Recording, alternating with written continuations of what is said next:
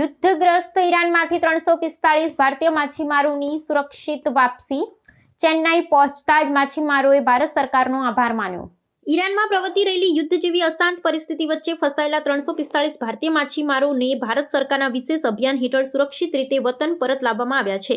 આ તમામ માછીમારો આજે સવારે તમિલનાડુની રાજધાની ચેન્નાઈ ખાતે આવી પહોંચ્યા હતા, જ્યાં રાજ્ય અને કેન્દ્ર સરકારના ઉચ્ચ અધિકારીઓએ તેમનું ભાવભીનું સ્વાગત કર્યું હતું. વિદેશ મંત્રાલયના સતત સંકલન અને ઈરાન સ્થિત ભારતીય દૂતાવાસના સક્રિય સહયોગથી આ જટિલ સ્થળાંતર પ્રક્રિયાને અત્યંત ટૂંકા ગાળામાં અંજામ આપવામાં આવ્યો છે. આ બચાવ કામગીરીનું વિશ્લેષણ કરતા જાણવા મળે છે કે સંઘર્ષગ્રસ્ત વિસ્તારોમાં નાગરિકોની સુરક્ષા સુનિશ્ચિત કરવી એ સરકારની સર્વોચ્ચ અગ્રતા રહી છે. પ્રધાનમંત્રી નરેન્દ્ર મોદીના સીધા માર્ગદર્શન હેઠળ વિદેશ મંત્રાલયે ઈરાની સત્તાવાળાઓ સાથે સતત સંપર્ક જાળવીને માછીમારોની વહેલી તકે મુક્તિ અને પરિવહન માટેના માર્ગો મોકળા કર્યા હતા.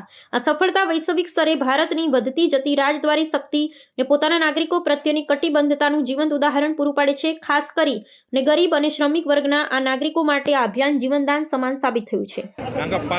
ஒரு மாசமாட்டி பல கஷ்டங்கள் பட்டோம். எங்களோட கோரிக்கையை இந்தியா கவர்மெண்ட்டுக்கு அறிவித்தோம். நம்ம பிரதமர் நரேந்திர மோடி ஐயாவுக்கு கவனத்துக்கு கொண்டு போனோம். அவங்க இவ்வளோ சீக்கிரம் முயற்சி பண்ணி இந்த மக்களை மீட்டெடுக்கணும் யாருக்கும் தெரியாது. நாங்கள் எதிர்பாராத ஒரு சூழல் நடந்தது. மிக அதிசயமான ஒரு சூழல். இப்போ நாங்கள் யாருமே எதிர்பார்க்கல இவ்வளோ மீட்டு கொண்டு வரோன்னு சொல்லிட்டு பிரதமருக்கு நன்றி அப்பா.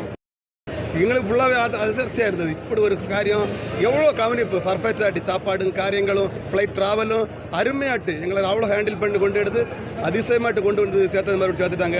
இனி ஒரு 300 மக்கள் அங்கே இருந்துட்டு இருக்காங்க. அவங்களும் நல்லபடியாக சேஃபாக சேர்ந்ததுக்கு ஐயா மோடி ஐயா ரொம்ப கேரக்டர் தந்திருக்காங்க. நல்லபடியாக பிள்ளைங்களா நல்லபடியாக சேருவாங்க. நல்லா கஷ்டப்பட்டதுக்கு இதுவரை எங்களுக்கு நல்ல ஒரு ஆஃபராட்டு வந்து நல்லபடியாக வந்து கிளியராக சேர்ந்தோம். ஒரு பிரச்சனை ஆமாம் 2 கிலோமீட்டர் 3 கிலோமீட்டரில் ரொம்ப அதிகமாட்டு தாக்கல் இருந்தால் ரொம்ப பயந்து அப்படி இருந்துட்டு இருந்தோம். எப்படியோ நல்லபடியாட்டு ஒரு அவங்கள்ட்ட அறிக்கை கொடுத்துட்டே இருந்தோம். நல்லபடியாக அவங்க சொன்னாங்க பயப்படாதீங்க, தைரியமாக இருங்க, நாங்கள் இருக்கவங்களை நல்லபடியாக மீட் பண்ணி கொண்டு வருவோம் என்று. இந்த இடத்துல பார்த்தீங்கன்னாக்கா கப்பல்கள்லாம் வந்து குண்டு போட்டு தாக்குதல் நடந்தது அப்படின்னு சொன்னாங்களே, உங்களுக்கு ஏதாவது பாதிப்பு, அங்கே இருக்கிறவங்களுக்கு ஏதாவது பாதிப்பு மீனவர்களுக்கு அதிகமாக பாதிப்பு இல்லை. நாங்கள் சேஃபாக தான் இருந்தோம். பாதிப்பு அந்த நாட்களில் இருந்து நாங்கள் கரைக்கு வந்து சேஃபாக தான் இருந்தோம். ஆனால் அங்கே அதிகமான 2 கிலோமீட்டர் 3 கிலோமீட்டரில் ரொம்ப பாதிப்பாட்டு இருந்துருந்தாங்க.